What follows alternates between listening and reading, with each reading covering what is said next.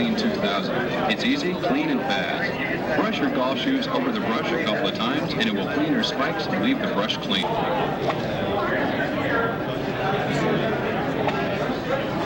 think you hold it out. That's right on top of the pen. I got the glove you gave me. John gave me full wedding gloves for a Titleist or a Butcher. You're going to spend, $18 on a new glove anyway.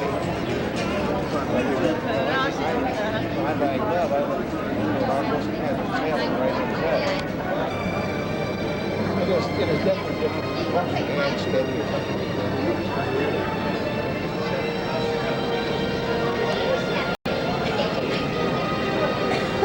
Introduce you to Michael Austin, who is the Guinness Book of World Records longest drive champion. Now, you're not going to believe this, but back in 1974, when Mike was 64, he's now going to be 87 at the end of this month.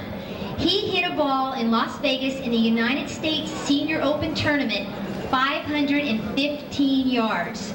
And there were PGA officials there to see it. There were the whole gallery that witnessed it, and they put him in the Guinness Book of World Records when he was 64 years old. How's that make you guys feel? We are really very, very proud to have Mike with us tonight. If you'd like to come up and join us, he's going to tell us a little bit about how you can increase your distance and your longest drives, and tell you also how kinesiology fits into the game of golf. Please join me in welcoming Michael Austin.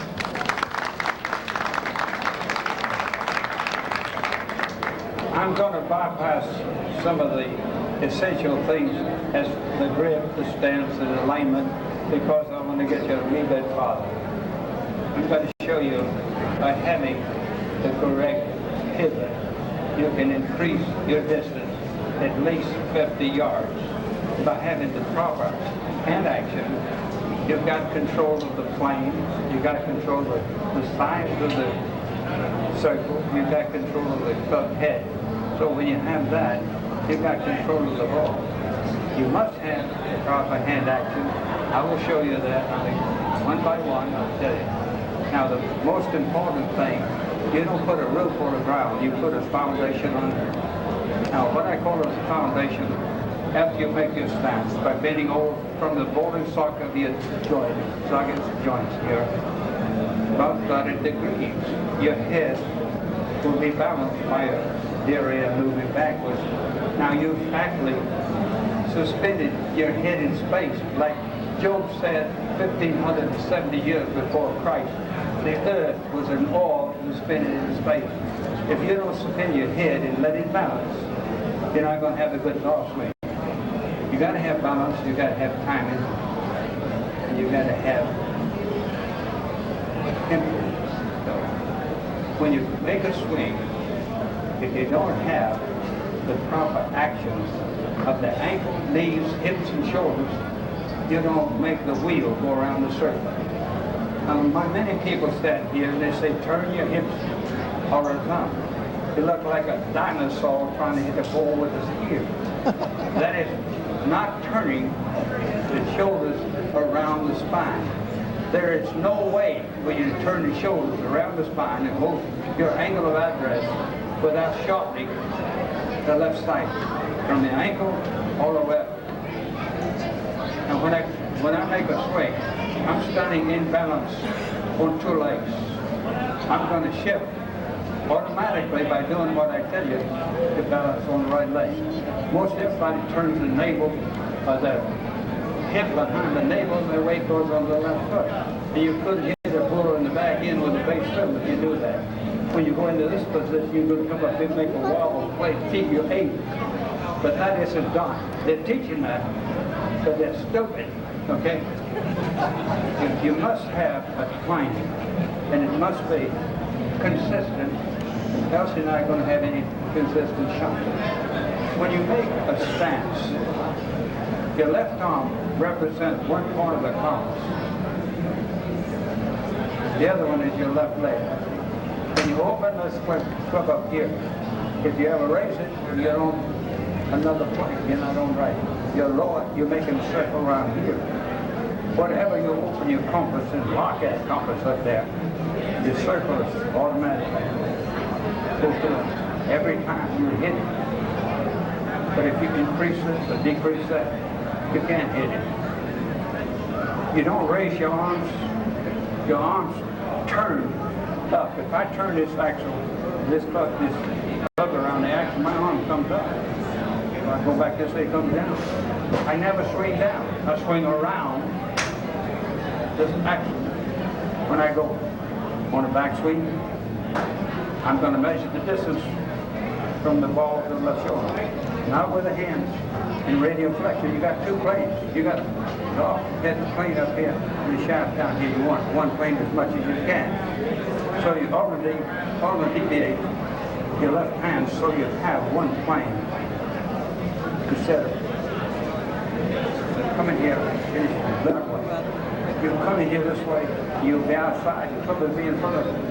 You never have a plane if you don't have as much circle behind you as you have in front of you.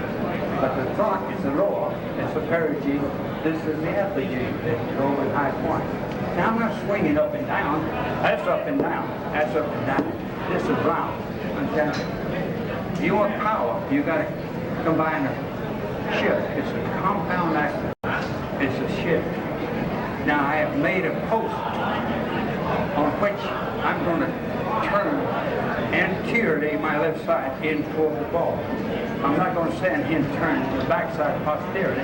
I'll be on the wrong foot. When you get on the wrong foot, you're going to hit it like that. And there's no other way for you to hit it.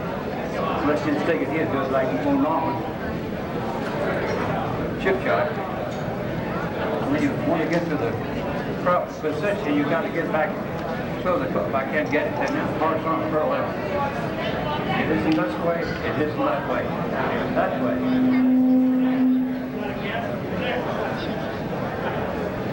If I stood here like this, I'd measure there.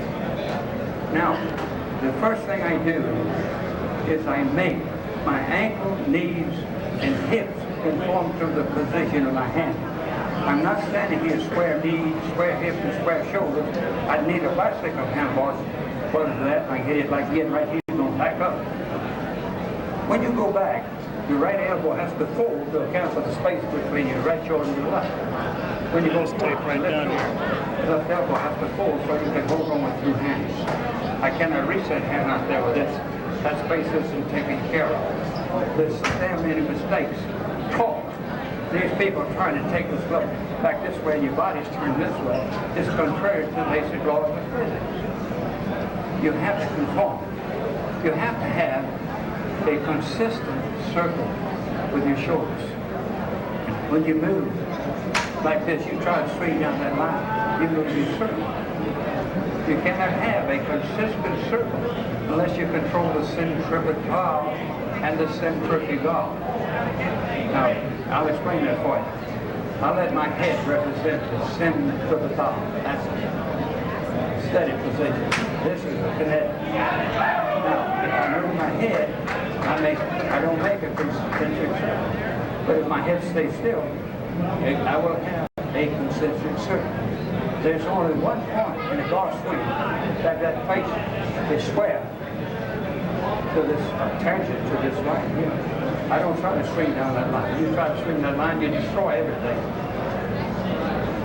You're making a circle like this, but you're keeping your own plane. Now, if I start here like this, I miss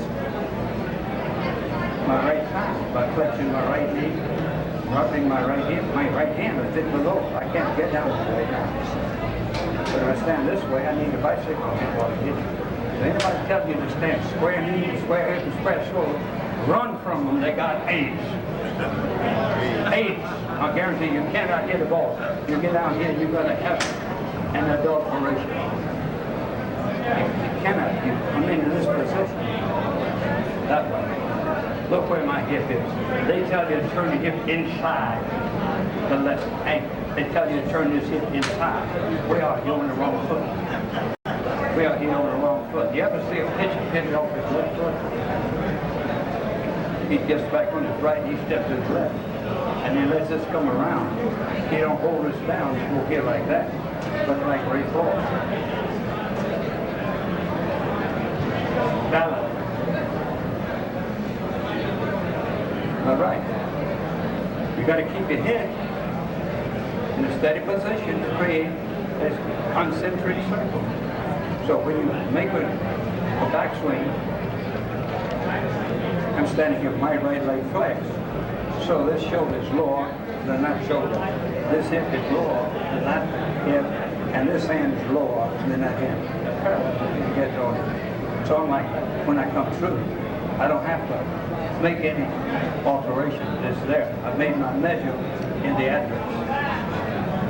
Now, taking this club away from the ball necessitates a movement away from a 2-foot balance to 1. What I do, I push my left hand down, pick up the left heel. You have to shorten this side to get it under. It can't get under if it don't shorten. Understand? This shoulder's got to go underneath, between my neck and that ball. And the only way I can get it there is flexion. Knee, there, now I can come under. Now when I shift over this way, my head does not drop.